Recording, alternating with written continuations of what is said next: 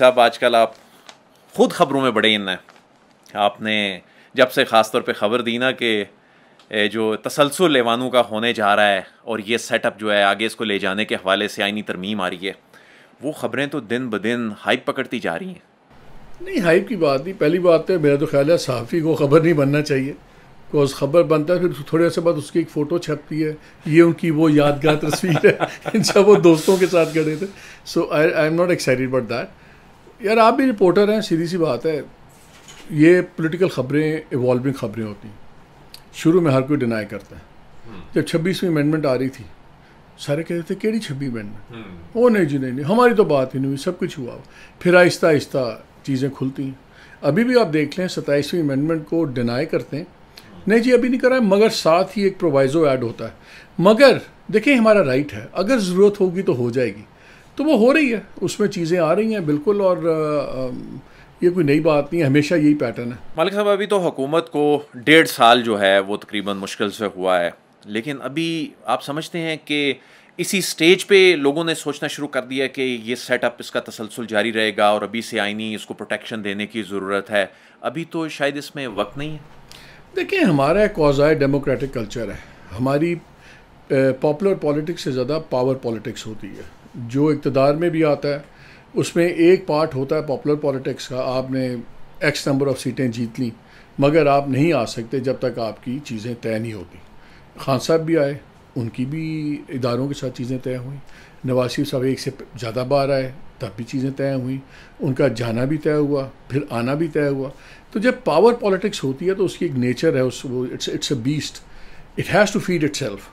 जब आप पावर में आ जाते हैं तो नेचुरल टेंडेंसी क्या होती है, अगर आपकी टोटल पावर डेमोक्रेटिक नहीं है, वोट पे नहीं है, तो फिर आप खाली परफॉर्मेंस पे नज़र नहीं रखते, आप कंधे के ऊपर भी नज़र रखते हैं, पीछे कौन खलोता है एंड मेरे नाल खुश है नहीं खुश हैगा, then you keep strengthening that power. ये एक नेचुरल चीज़ है, आप अपनी पावर बिल्डअप करना शुरू हो जाते हैं। बिकॉज आपको पता है, आज देख लें, आज जो सिस्टम चल रहा है, 1 पेज की हम बात करते हैं, 1 पेज पे गवर्नमेंट चल सकती है, 1 पेज पे पार्टी नहीं चलती। आज गवर्नमेंट बड़ी स्ट्रॉन्ग है।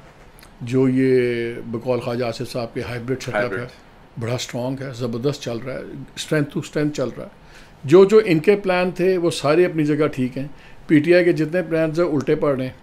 सो इनकी टेंडेंसी क्या है, हम और मजबूत हो जाएं, और इसलिए आप चीज़ें देखेंगे। ये मालिक साहब, ये चीज़ें तो हम सुनते थे पीटीआई दौर में भी, 2028 तक के प्लान थे, लेकिन वो चीज़ें और तरह से हो गई।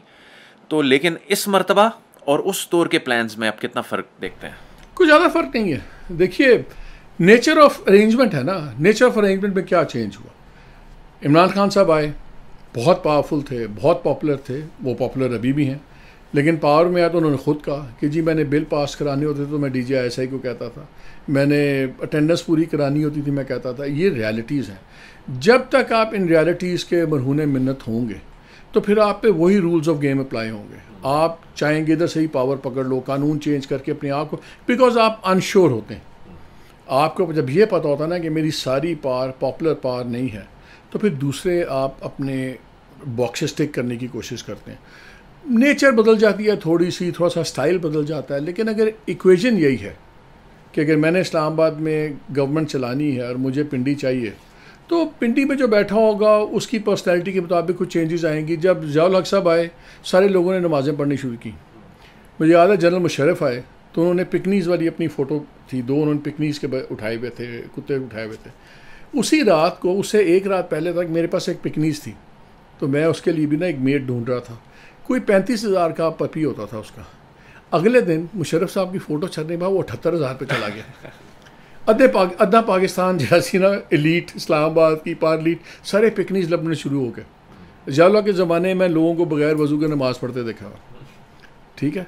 और सो ये नेचर ऑफ एंगेजमेंट वही है, manner of engagement personality wise change हो जाता है। लेकिन आप समझते हैं कि सिस्टम को और ख़ास तौर पे आवाम को इससे नुकसान हुआ है जब सियासी जमातों ने यह समझना शुरू कर दिया कि वोट की तो ताकत मैटर ही नहीं करती और अपने मामलात दूसरी जानिब ठीक रखें। ख़ुद हुकूमत में बैठे हुए लोग ये समझते हैं और फिर इससे वो डिलीवर करने वाला मामला ये तो मुतासर नहीं होगा। अदील, हमारे मुल्क में प्रॉब्लम डेमोक्रेसी का फ़ौज नहीं है या ये ग्रैब नहीं। हमारे मुल्क में डेमोक्रेसी का मसला ये है, हमारी पॉलिटिकल पार्टीज़ में जमहूरियत नहीं है। जब आपके अपने घर में जमहूरियत नहीं होगी, अगर घर के बच्चे बदतमीज़ होंगे अपने माँ बाप के साथ, तो महल्ले वालों से बदतमीज़ी करेंगे। अगर आपकी अपनी पार्टी में डेमोक्रेसी नहीं है, आप मुझे बताएं, क्या आपको पता है कि पीपल्स पार्टी में आप और मैं बैठ के भी शर्त लगा सकते हैं अगले 30 साल कौन होगा? या बिलावल होंगे, बिलावल नहीं होगी तो आसफा होगी, आसफा नहीं होगी तो इनके ख़ानदान का कोई और होगा। आपको पता है PMLN की क़यादत या मियाँ साहब करेंगे, शहबाज साहब करेंगे, या मरियम करेंगी, मरियम के बाद अगर हमज़ा की कहीं लॉटरी निकल आई वरना जुनेद करेंगे। ANP एक प्रोग्रेसिव जमात होती थी, वली खान से शुरू हुए, असफंद यार वली पे आए, अब एमल वली पे चले गए। JUIF मुफ्ती महमूद से शुरू हुए, मौलाना फजल रहमान, उनके भाई, दामाद भाई, उनके कज़न्स, सारे वो। मुझे बता दें किस पार्टी के अंदर डेमोक्रेसी है, किस पार्टी के अंदर जमहूरियत है? जब ये खानवादे लेकिन बने, खान साहब के बारे में कहते हैं हाँ, कि अब खान साहब तो अभी रिसेंट फिनोमेनन है ना पावर काउंट का।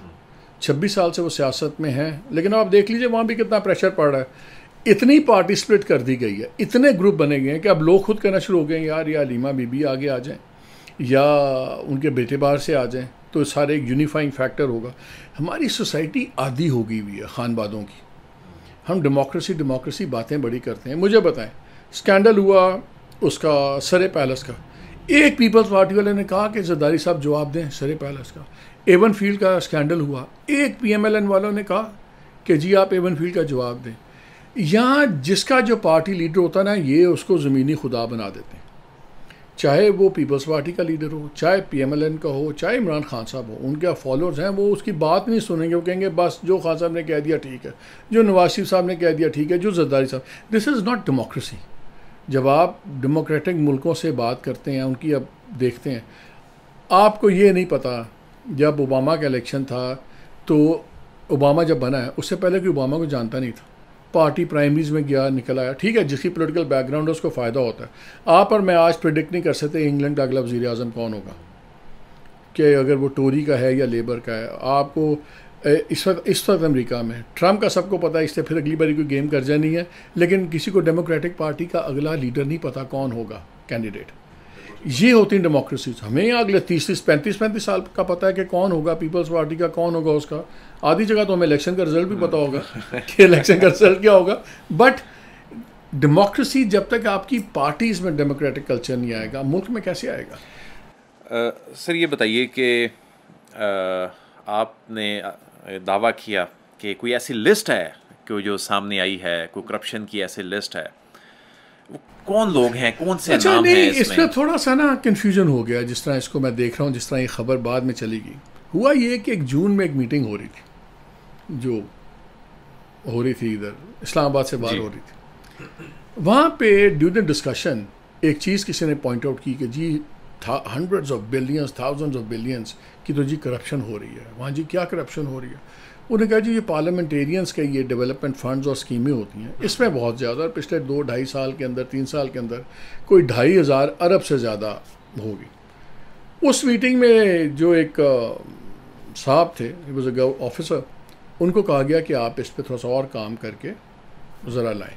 फिर एक मीटिंग होती है जुलाई में, और उसके अंदर कुछ काफ़ी लिस्टें बनी हुई और वहाँ पे बड़ी सेंसिटिव बातें भी हुई। So then it was set कि नहीं आप इस तरह करें, तकरीबन 500 जो स्ट्रॉन्गेस्ट केसेस हैं वो तो पहले तैयार करें ना, हम 500-600 बिलियन तो पहले रिकवर करें इन फेज़ 1 में, और फिर आगे चलेगी बात। फिर उसके अंदर डायरेक्शंस दी गई, कुछ चीज़ें, कुछ इंस्टीट्यूशनल लोगों की जिम्मेदारियाँ लगाई गई। फिर इसमें जो आपका फैटफ यूनिट है वो भी सारा।